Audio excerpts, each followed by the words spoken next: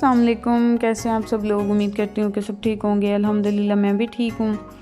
और कल मेरी सासू माँ जो थी वो घर से निकली अचानक, और मतलब घर से निकल रही थी, कहीं जा रही थी, और रास्ते में उनका पाँव फिसला और वो बेचारी गिरी और उन्हें बहुत शदीद चोट आ गई बाजू पे। तो फिर हम उन्हें लेके चले गए हॉस्पिटल।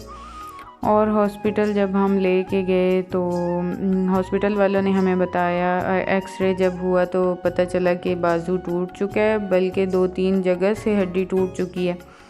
तो फिर डॉक्टर्स ने कहा कि ये ना अब इसका ऑपरेट ही होगा।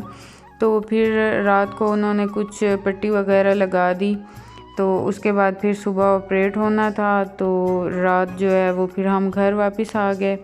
उसके बाद सुबह सुबह ही मैं आज तैयार हुई और मैंने जाना था हॉस्पिटल, क्योंकि मेरी सासू माँ वहीं हॉस्पिटल थी और आज था उनका ऑपरेट। तो मैं ना नाश्ते किए बगैर और बच्चों को मैंने अपने अम्मी के पास छोड़ा और फिर हम निकल गए वहाँ साहिवाल के लिए। उधर वो एडमिट थी और वहाँ पहुँचे तो डॉक्टर काफ़ी लेट आया था। पहले 8 बजे का कहा हुआ था ऑपरेट का, फिर 11 बजे का कहा, फिर 1 बजे का कहा, और फिर जाके कहीं 2 बजे के करीब हम ऑपरेट के लिए वो ले गए, क्योंकि डॉक्टर इतनी लेट आया था।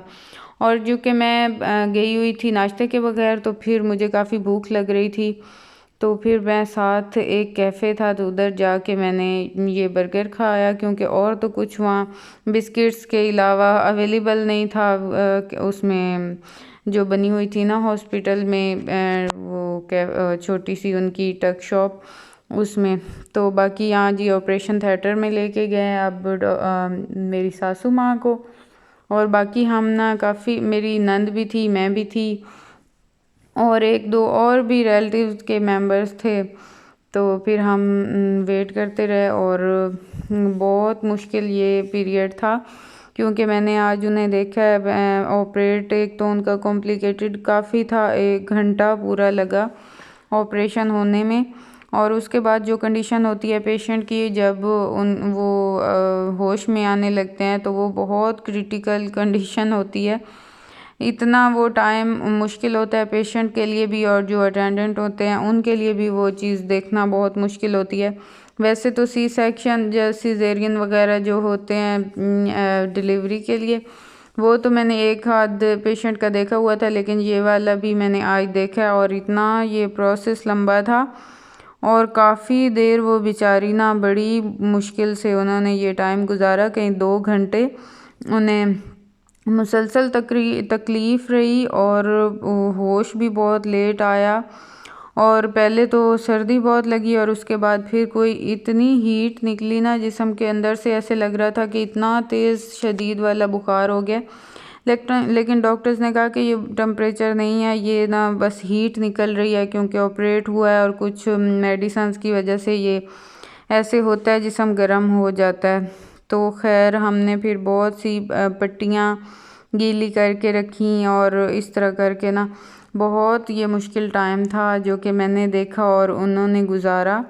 तो बस अल्लाह बचाए ऐसी तकलीफ़ से। और ख़ास तौर पर जब एजिड हो जाते हैं तो फिर जो ये चीज़ें हड्डियाँ वगैरह टूटती हैं तो वो जुड़ना भी बहुत मुश्किल होती है। अर्ली एज में तो फिर भी चांसेस होते हैं ठीक हो जाती हैं और जुड़ भी जल्दी जाती हैं, लेकिन जो ये एज है ना इसमें बहुत मुश्किल होती है। और ऊपर से आजकल जो मौसम चल रहा था ना सावन के मौसम में, वैसे भी ये हड्डियाँ और ये चीज़ इतनी नरम हुई हुई होती है कि जल्दी टूट जाती है, और टूट जाए तो फिर जुड़ती बहुत मुश्किल है।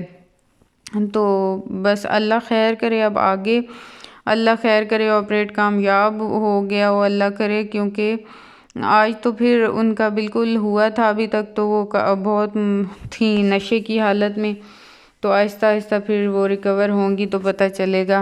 और पीछे से फिर शाहबान और अफ़ान भी अपने मामू के साथ और नानों के साथ आए थे अपनी दादों को मिलने, क्योंकि मैं तो इन्हें नहीं लेके आई थी, लेकिन इनका बहुत दिल था आने को। तो बच्चों का यही होता है कि चाहे जो हो जाए, इन्होंने अपनी मस्ती में मस्त रहना होता है। दादों के देख के परेशान तो हुए, लेकिन फिर फ़ौरन ही इन्हें चीज़ें याद आ गई कि हमने तो चीज़ें लेनी है और हमने खाना पीना है। इंजॉय भी काफ़ी इन्होंने हॉस्पिटल में किया। बच्चे हर जगह इंजॉय कर ही लेते हैं, तो ये एक और भी इनकी कज़न छोटी सी रिलेटिव्स के साथ आई हुई थी, तो ये भी साथ मिल गई। तो फिर इन्होंने काफ़ी ना अपनी मस्ती कर ली वहाँ हॉस्पिटल में ही। और इधर तो इन्होंने मेरा काफ़ी खर्चा करा दिया था।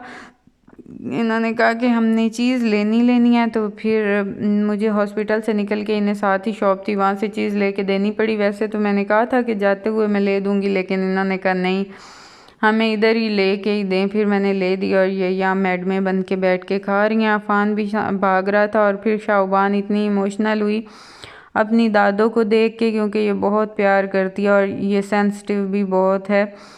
तो फिर ना इसे फूफो ने प्यार किया और समझाया कि इंशाल्लाह ठीक हो जाएंगी दादो। और अफ़ान को उधर तो रोना नहीं आया, लेकिन घर आके ये भी काफ़ी परेशान था कि दादो को तकलीफ़ में देख के।